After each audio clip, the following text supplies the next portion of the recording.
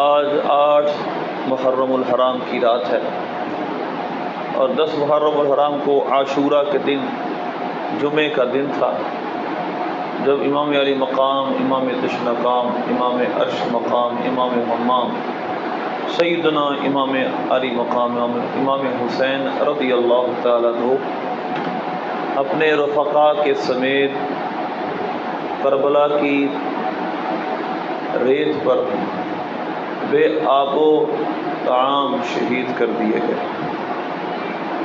اور آپ رضی اللہ تعالیٰ عنہ کو شہید کرنے والے کوئی اور نہیں بلکہ کلمہ پڑھنے والے ہی تھے، یعنی اسی امت، اسی نبی کی امت ہونے کا دعوے دار تھے جس نبی کے نواسے کو وہ شہید کر رہے تھے۔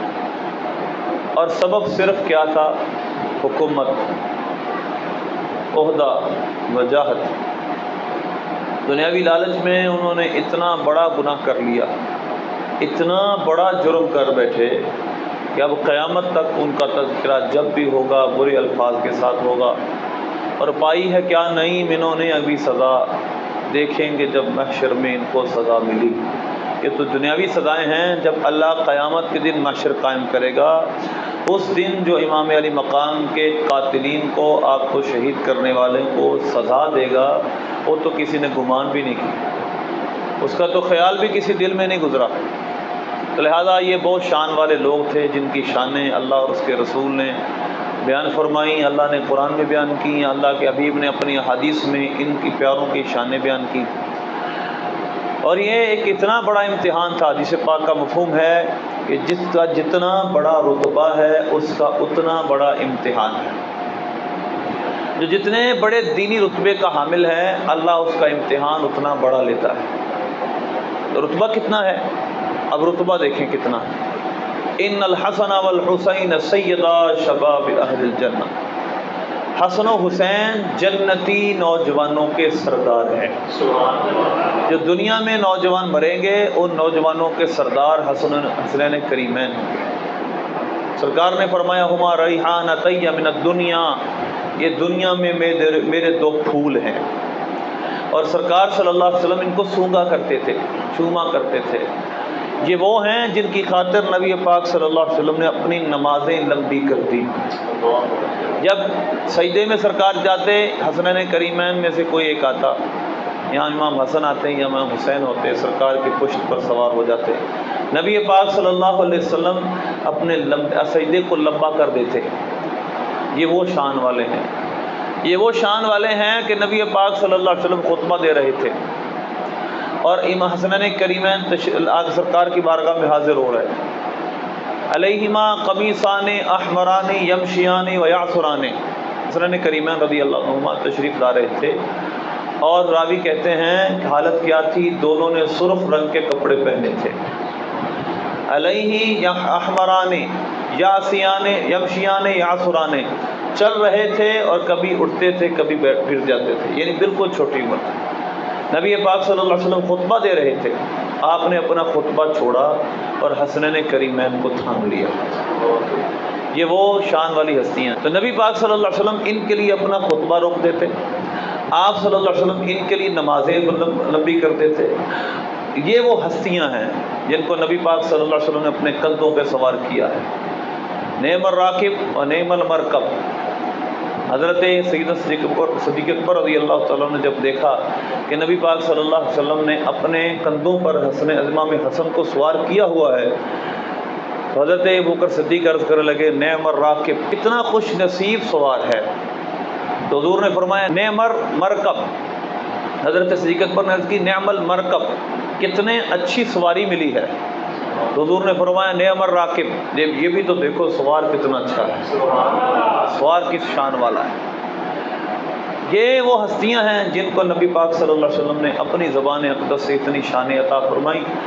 صحیح بخاری اور صحیح مسلم کی حدیث ہے، حضور نے فرمایا امام حسن مجتبیٰ کے بارے میں ان ابنی ھذا سید، یہ میرا بیٹا سردار ہے۔ لعل اللہ یصلح بین فئتین عظیمتین من المسلمین، اللہ اس میرے بیٹے کی وجہ سے دو مسلمانوں کے بڑے گروہوں میں صلح کروائے گا۔ یہ نہ صرف ہمارے اہل سنت کی کتاب میں بلکہ شیعہ کی کتاب کشف الغمہ میں بھی حدیث ہے امام حسن مجتبیٰ رضی اللہ تعالیٰ کی شان میں۔ اور جس دو گروہوں میں امام حسن مجتبیٰ نے صلح کروائی وہ کون سے دو گروہ تھے؟ ایک تو امام حسن مجتبیٰ کا گروہ تھا اور دوسرا حضرت امیر معاویہ تھا، اور امام حسن مجتبیٰ نے اپنی خلافت کا حق سیدنا امیر معاویہ کو دے دیا، مسلمانوں کو خون اور آپس میں لڑنے سے بچا لیا۔ تو لہذا حضور نے فرمایا یہ میرا بیٹا سردار ہے، اور سرداری ہمیشہ یہ بات رکھیں عہدے سے نہیں ہوتی۔ ہمیشہ ایک بندہ عہدے پہ بیٹھا ہو، اس کے پاس نمبرداری ہو، سردار ہو، یہ ضروری نہیں۔ بس اوقات سردار اپنے اخلاق سے بھی بنتا ہے، اپنی جود و سخاوت سے بھی بنتا ہے، اپنے بڑے کاموں سے بھی بنتا ہے، بڑے اخلاق سے بھی بنتا ہے۔ تو یہ وہ سردار تھے جن کو ظاہری سرداریاں، ظاہری منصب نہیں چاہیے تھے، ان کے اخلاق ہی ایسے ہیں، ان کے کردار ہی ایسا، ان کی شان ہی ایسی ہے، ان کو ظاہری خلافت نہ بھی ملے، یہ ظاہری امارت نہ بھی ملے، لیکن پھر بھی یہ سردار ہیں۔ حضور نے ان کو فرمایا ان ابنی ھذا سید، یہ میرا بیٹا سردار ہے۔ اور امام حسن مجتبیٰ پاک کی شان سن رہے ہیں، امام حسن مجتبیٰ کے ایک بہت بڑا آپ کا مخالف تھا مروان۔ جب امام حسن مجتبیٰ کی شہادت ہوئی یہ بہت رو رہا تھا، مروان بن حکم بہت رویا۔ امام زین العابدین رضی اللہ تعالیٰ عنہ فرمانے لگے ساری زندگی تو نے ان کو اذیتیں دی ہیں، ساری امام حسین تھے غالباً، ساری زندگی تم نے امام حسن مجتبیٰ کی مخالفت کی ہے، ساری زندگی تم نے ان کی گستاخیاں کی ہیں، ساری زندگی ان کے خلاف بات کی ہے، آج ان کی شہادت پر رو رہے ہو۔ اس نے کیا جواب دیا مروان نے؟ ایک پہاڑ کی طرف اشارہ کر کے کہا امام حسن مجتبیٰ اس پہاڑ سے زیادہ مضبوط تھے۔ میں نے جب بھی تنقید کی ان پر، جب بھی تنقید کی، کبھی انہوں نے میری تنقید کا جواب نہیں دیا، میرے برے الفاظ کا کبھی برائی سے جواب نہیں دیا، اس وجہ سے رو رہا ہوں، ان جیسی ہستی میں نے اپنی زندگی میں نہیں دیکھی۔ اتنی بڑے استقامت کے پہاڑ تھے، پہاڑ کی طرف اشارہ کیا، اس پہاڑ سے زیادہ مضبوط، استقامت والے، حلم والے، برداشت والے یہ ہستی تھے۔ اتنی شان۔ اور امام علی مقام امام حسین رضی اللہ تعالیٰ عنہ، کیا شان ہے، سبحان اللہ۔ آپ رضی اللہ تعالیٰ عنہ میدان کربلا میں استقامت کی وہ مثال قائم کی کہ سامنے والے کا صرف ایک مطالبہ ہے، یزید کی بیعت کر لو، ہم تمہیں جانے دیں گے، تمہاری جان بخشی کر دیں گے، تمہیں سب دنیا میں بالکل پرسکون انداز میں رہو گے، لیکن یہ مطالبہ ماننے کے لیے تیار نہ ہوئے، کیونکہ یہ مطالبہ ماننے کا مطلب یہ تھا ایک فاسق اور فاجر کو مسلمانوں کا خلیفہ ماننا، اور اس کو کبھی وہ اس پر کوئی کبھی سمجھوتا کرنے کے لیے تیار نہیں تھے۔ تو یہ استقامت کے پہاڑ تھے۔ یوں ہی نہیں، نبی پاک صلی اللہ علیہ وسلم نے اتنی بڑی شان بیان کر دی، حضور نے خود فرمایا ہے جس کی جتنی بڑی دینی شان ہے اس کا اتنا بڑا امتحان ہے۔ امام حسن مجتبیٰ کو زہر دیا گیا، جب زہر دیا گیا آپ رضی اللہ تعالیٰ عنہ سے امام حسین نے عرض کی حضور اس کا نام بتا دے جس نے آپ کو زہر دیا ہے۔ آپ نے فرمایا اگر میرے گمان میں وہی ہے جس نے مجھے زہر دیا ہے تو اللہ انتقام لینے والا، مفہوم ہے، اور اگر اس کے علاوہ کوئی دوسرا ہے تو میں اپنی جان کی وجہ سے کسی حق مسلمان کی جان ضائع نہیں کروا سکتا۔ یہ اتنے بڑے لوگ تھے، یہ جنتی نوجوانوں کے سردار یوں ہی نہیں بنے۔ کوئی کہہ سکتا تھا قیامت تک لوگ بات کرتے، اتنی بڑی عہدہ شاید صرف اس وجہ سے مل گیا کہ یہ سادات ہیں، یہ نبی پاک صلی اللہ علیہ وسلم کی بیٹی کے بیٹے ہیں، صرف اس وجہ سے اتنا بڑا رتبہ مل گیا۔ کل کو یہ بات کر سکتا تھا۔ میدان کربلا ہوا، امام حسن مجتبیٰ کی اس سے پہلے شہادت ہوئی تاکہ لوگوں کو پتہ چل جائے کہ یہ کام بھی اتنے بڑے کر کے گئے ہیں کہ اس عہدے کے یہ حقدار تھے۔ لہذا اللہ نے اتنا بڑا امتحان لیا، اور اللہ کا قرآن پاک میں ارشاد ہے الف لام میم احسب الناس ان یترکوا ان یقولوا آمنا وهم لا یفتنون، کیا وہ اس گمان میں ہیں کہ صرف اس بات پہ چھوڑ دیے جائیں گے کہ وہ ایمان لائے بس اور ان کا امتحان نہیں ہوگا؟ وَلَقَدْ فَتَنَّ الَّذِينَ مِن قَبْلِهِمْ فَلَيَعْلَمَنَّ اللَّهُ الَّذِينَ صَدَقُوا وَلَيَعْلَمَنَّ الْكَاذِبِينَ۔ اللہ نے پہلوں کا بھی امتحان لیا، اور امتحان لینے کا صرف ایک مقصد ہے، سچے اور جھوٹے کی پہچان ہو جائے۔ جب امتحان ہوتا ہے تو جھوٹا اور سچا نکھر کے سامنے آ جاتا ہے۔ میں اس کی مثال دیتا ہوں، جب انسان کے پاس بڑا دولت اور پیسہ ہو، اس وقت تو سارے رشتہ دار بھی، گلے دار بھی، دوست بھی سب ساتھ ہوتے ہیں، کیونکہ جب آپ کے گھر مہمان آئیں گے کھانے کو بھی ملے گا، آپ کے ساتھ رہیں گے، کچھ نہ کچھ فائدہ دنیاوی ملتا رہے گا۔ لیکن جب آپ کا کاروبار ڈوب جائے، خدا نہ خواستہ دکان بھی ختم ہو جائے، آپ کے پاس جو دولت ہے وہ ختم ہو جائے، اب آپ کے ساتھ کون کھڑا رہے گا؟ جو آپ کے ساتھ سچا پیار کرتا ہو، آپ کا واقعی دل سے اپنا ہوگا، اس کے علاوہ سب چھوڑ جائیں گے۔ تو امتحان یہ ہونا اللہ تعالیٰ فرماتا ہے اس وجہ سے ہے تاکہ کھرے کھرے اور کھوٹے کی پہچان ہو جائے۔ اللہ سورہ حج کے دوسرے رکوع میں کی پہلی آیت میں فرماتا ہے وَمِنَ النَّاسِ مَن يَعْبُدُ اللَّهَ عَلَى حَرْفٍ فَإِنْ أَصَابَهُ خَيْرٌ اطْمَأَنَّ بِهِ وَإِنْ أَصَابَتْهُ فِتْنَةٌ انقلب عَلَى وَجْهِهِ خَسِرَ الدُّنْيَا وَالْآخِرَةَ۔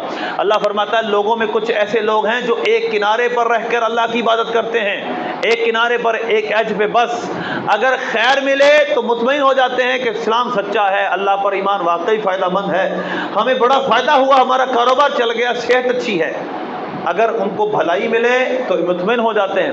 وَإِنْ أَصَابَتْهُ فِتْنَةٌ انقلب عَلَى وَجْهِهِ، اور اگر اسلام میں رہ کر کوئی برائی ملے، کوئی تنگی آئے، مصیبت آئے، تو اپنے منہ کے ایڑیوں کے بل پھر جاتے ہیں۔ اللہ فرماتا ہے یہ وہ لوگ ہیں جنہوں نے دنیا اور آخرت میں خسارہ پایا، اور یہ بڑا خسارہ ہے جو دنیا اور آخرت میں خسارہ پائے۔ تو لہذا اسلام میں کون سچا ہے، کون اسلام کو دل سے قبول کرتا ہے، یہ امتحان ہوگا تو پتہ چلے گا۔ اللہ پر کس کا کتنا مضبوط یقین ہے، اس کے حبیب کو کون دل سے مانتا ہے، جب تک اس امتحان نہ ہو پتہ نہیں چلے گا۔ اللہ فرماتا ہے سورہ بقرہ میں ام حسبتم ان تدخلوا الجنۃ ولما يأتكم مثل الذين خلوا من قبلكم مستهم البأساء والضراء وزلزلوا حتى يقول الرسول والذين آمنوا معه متى نصر الله۔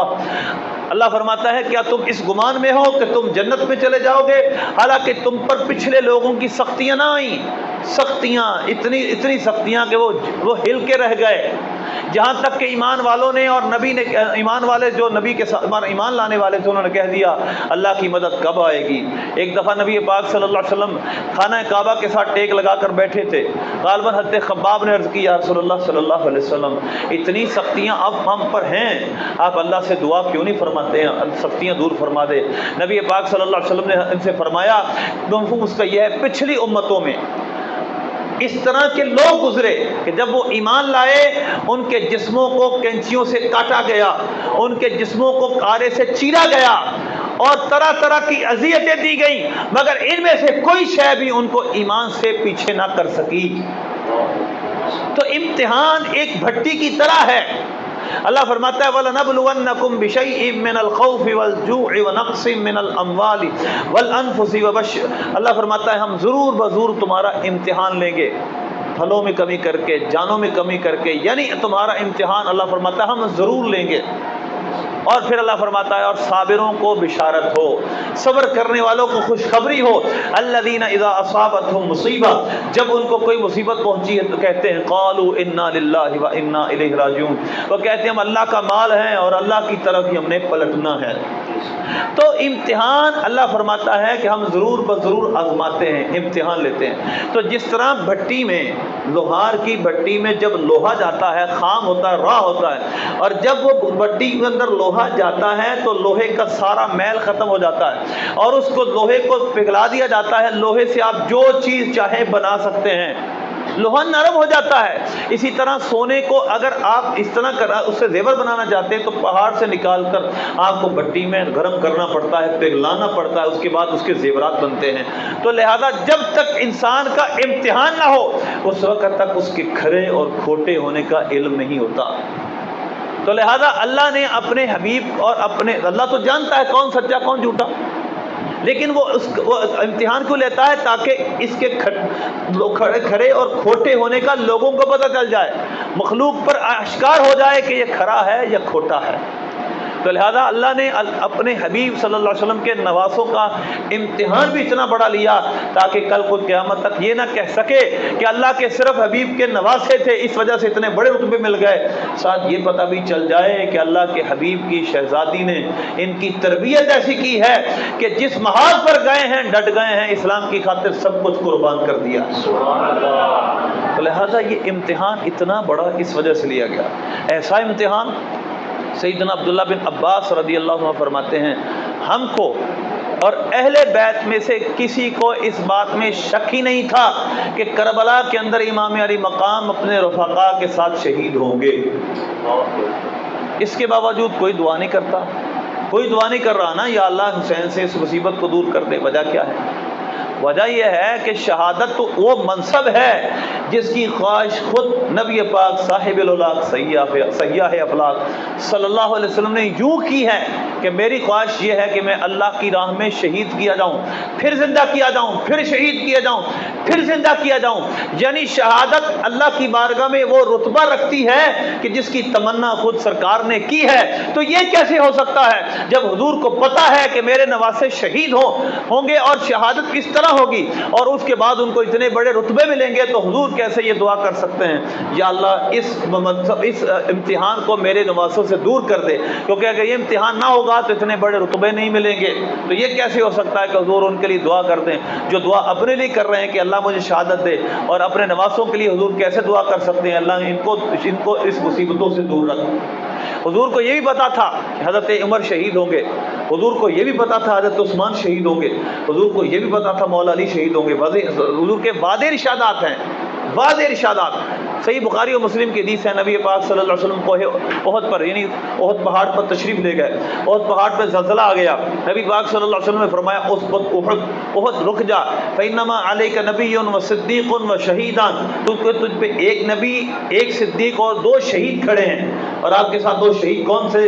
آپ کے ساتھ سیدنا صدیق اکبر تھے، عمر فاروق، عثمان غنی تھے۔ حضور کو پتا تھا عمر فاروق بھی شہید ہوں گے، عثمان غنی بھی شہید ہوں گے۔ اسی طرح کئی روایتیں ملتی جن میں حضور کو یہ بھی پتا تھا مولا علی بھی شہید ہوں گے۔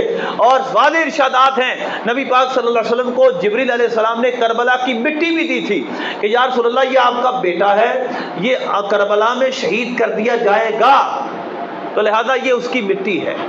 لیکن ان تمام شہادتوں کا حضور کو علم تھا، لیکن حضور نے ایک دفعہ نہیں دعا کی یا اللہ ان سے ان مصیبتوں کو دور کر دے، کیونکہ سرکار کو پتا تھا شہادت کے بعد ان کو رتبہ یہ ملے گا۔